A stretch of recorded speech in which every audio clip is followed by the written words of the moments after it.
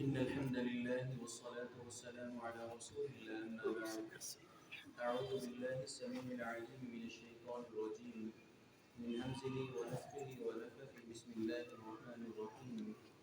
یہ سورۃ الفاتحہ کا ترجمہ ہم سٹارٹ کر چکے ہیں، شروع کر چکے ہیں. تو کل ہم نے ایک آیت کو الحمدللہ رب العالمین کو پڑھنے کی، اس کو سمجھنے کی کوشش کی تھی. تو الحمد میں فرسٹ لیٹر، فرسٹ ورڈ جو ہے الحمد، اس کا مطلب ہے تمام تعریفیں للہ.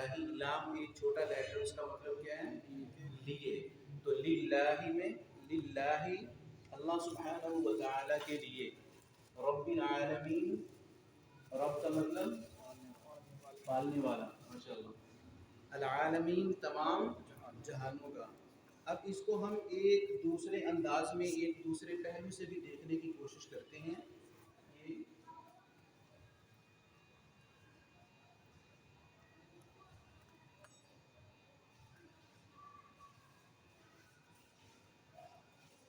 ہم نے ایک لفظ پڑھا تھا کہ سورۃ الفاتحہ کو ام القرآن کہا جاتا ہے، قرآن کی ماں کہا جاتا ہے.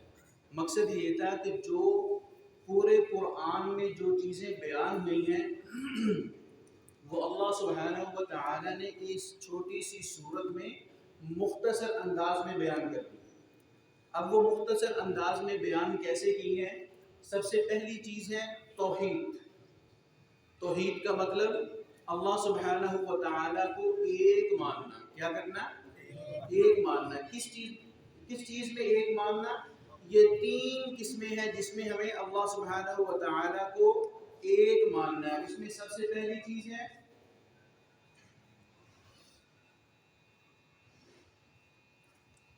توحید الوہیت. الوہیت کا مطلب یہ ہے کہ ہمیں ایک ماننا ہے کہ اللہ سبحانہ و تعالی کے سوا کوئی عبادت کے لائق نہیں ہے. کوئی اللہ سبحانہ و تعالی کے علاوہ کوئی عبادت کے لائق نہیں ہے. اور یہ سورۃ الفاتحہ کے اس لفظ کے یہ توحید الوہیت واضح ہو جاتی ہے. اور دوسری قسم ہے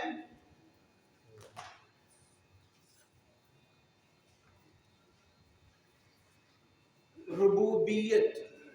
رب ہم نے کل پڑھا تھا کہ رب کا مطلب کیا ہوتا ہے؟ پالنے والا. تو یہ توحید ربوبیت کہ اللہ سبحانہ و تعالی کے سوا کوئی بھی کسی کو پالنے والا نہیں ہے. اور یہ رب العالمین اس ایک جملے سے واضح ہو جاتی ہے. اور تیسری قسم جو ہے اسماء الحسنہ. اللہ سبحانہ و تعالی تیسری قسم ہے اسماء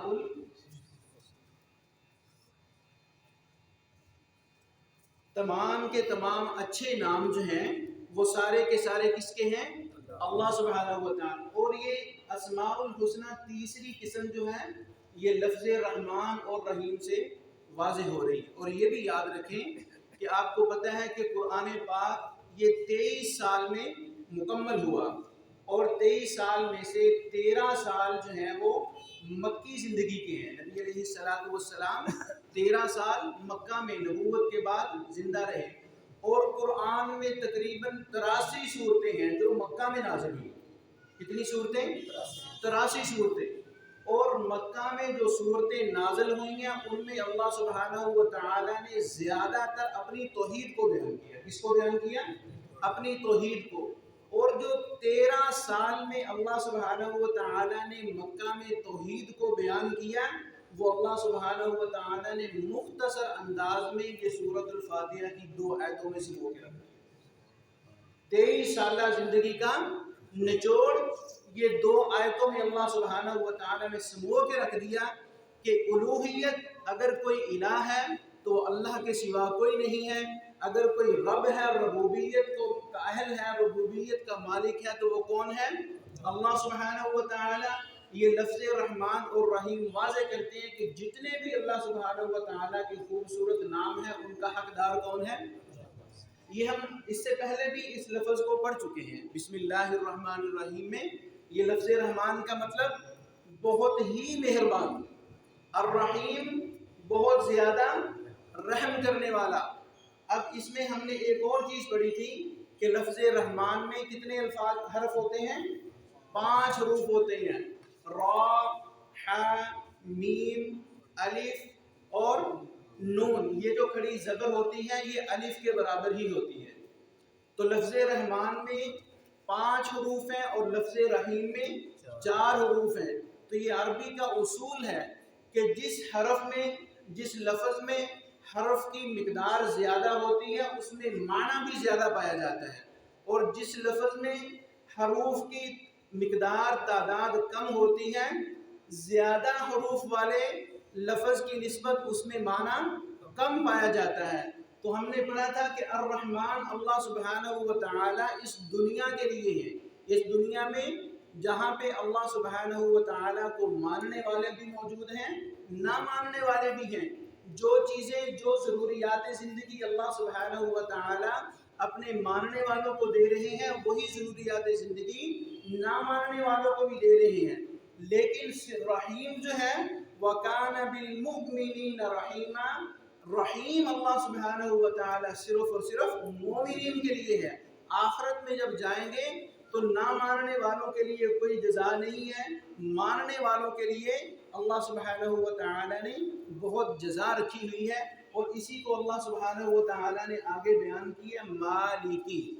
مالکی یہ وہی مالکی ہے جس کو ہم عام الفاظ میں مالک کہتے ہیں. گھر کا مالک کون ہے؟ وہی لفظ ہے. اس چیز کا مالک کون ہے؟ تو مالک کا مطلب وہ ہوتا ہے جو کسی چیز پہ اپنا تصرف رکھتا ہے، جس کا پورا اختیار ہوتا ہے.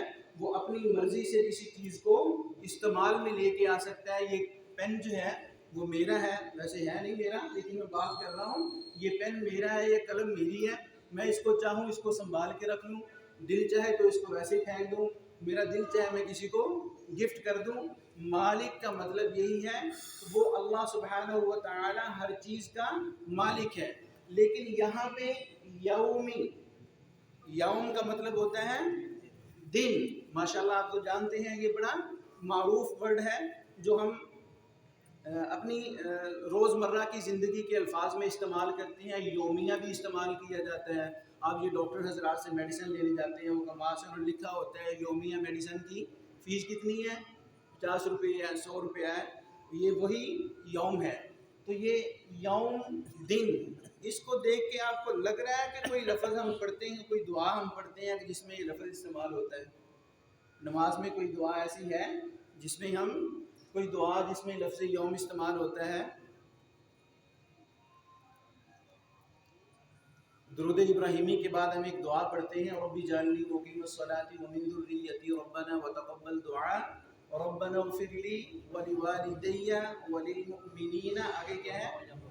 یوم. تو اس یوم کا مطلب کیا ہے، آگے کیا ہے، پیچھے کیا ہے، یہ ہمیں ابھی پتہ نہیں. لیکن جو ورڈ، جو لفظ ہم پڑھ رہے ہیں کم از کم اس کا ہمیں پتہ چلنا چاہیے کہ اس کا لفظ کا مطلب کیا ہے، دن. یہاں پہ آگے الدین، دین کا مطلب یہاں پہ جزا ہوتی ہے. کیا مطلب ہے جو دین کا؟ جزا. آپ کوئی بھی اعمال کریں، کوئی بھی عمل اچھا ہے یا برا ہے، برے کی جزا بری اور اچھے کی جزا اچھی. یہ اللہ سبحانہ و تعالی نے قیامت کے دن، یہاں سے یوم الدین یوم جزا کا مالک ہے. یوم جزا سے یہاں مراد ہے قیامت کے دن کا مالک. وہ قیامت جو مالک ہوتا ہے وہ اپنا تصرف رکھتا ہے، اپنا اختیار رکھتا ہے. اس کے اوپر اتنا اختیار اللہ سبحانہ و تعالی کو ہے کہ قیامت کے دن یوم یقوم الروح والملائکۃ صفا، یہ سارے کے سارے جو لوگ جو ہیں، یوم یقوم الروح والملائکۃ صفا، یہ فرشتے جو ہیں وہ صفوں کی حالت میں کھڑے ہوں گے. کسی میں بولنے کی ہمت نہیں ہوگی. لا يتكلمون الا من اذن له الرحمن وقال صوابا. جس بات وہی کرے گا جس کو اللہ سبحانہ و تعالی بولنے کی اجازت دیں گے. اب یہ ایک اوپر ہم نے سیکھا ہے کہ یہ 2 آیات اللہ کی توحید کو واضح کر رہی ہیں. لیکن یہ مالک یوم الدین کیا ہے کہ اللہ سبحانہ و تعالی نے شرک کا کلا کما کر دیا کہ دنیا میں آپ کو کوئی بھی بہکانے والا بہکا نہ سکے کہ ہم قیامت کے دن آپ کے ساتھ یہ کر دیں گے، آپ کے ساتھ یہ کر دیں گے، آپ کو بچا لیں گے، آپ کو جنت لے کے دیں گے. اس دن کا مالک کون ہے؟ اللہ. جب مالک اللہ ہے تو کسی کا تصرف کیا رہ جاتا ہے؟ جب مالک اللہ ہے تو کسی کو کیا اختیار رہ جاتا ہے کہ اس دن اپنی مرضی کو چلائے؟ یقین جانیں اللہ سبحانہ و تعالی جس کو بولنے کی اجازت دیں گے اس وقت تو کسی کی آواز نہیں نکلے گی. وَخَشَعَتِ الْأَصْوَاتُ لِلرَّحْمَنِ فَلَا تَسْمَعُ إِلَّا ہَمْسًا، ساری کی ساری آوازیں جو ہیں وہ ختم ہو جائیں گی. جس طرح ہم کسی کے کان میں جا کے آہستہ سے بات کرتے ہیں نا، اگر کوئی بات کرے گا بھی تو اس کی ایسے انداز میں بات کی جائے گی، لیکن بات کرنے کا حق صرف اسی کو ہے، سفارش کرنے کا حق صرف اسی کو ملے گا جس کو اللہ سبحانہ و تعالی عطا فرمائیں گے، جس کو اللہ سبحانہ و تعالی پسند فرمائیں گے. تو یہ دو چھوٹی سی آیات الرحمن الرحیم یہ ہمیں اللہ کی توحید بتاتی ہیں، اور مالک یوم الدین یہ شرک کا کلکمہ کر دیتی ہے. الرحمن بہت بڑا مہربان، الرحیم بہت ہی رحم کرنے والا، مالکی یوم الدین یہ بھی اس کی صفتوں میں سے ایک صفت ہے کہ قیامت کے دن کا مالک کون ہے؟ اللہ سبحانہ و تعالی. دعا ہے اللہ سبحانہ و تعالی ہمیں سمجھنے کی توفیق عطا فرمائے. وما علیہ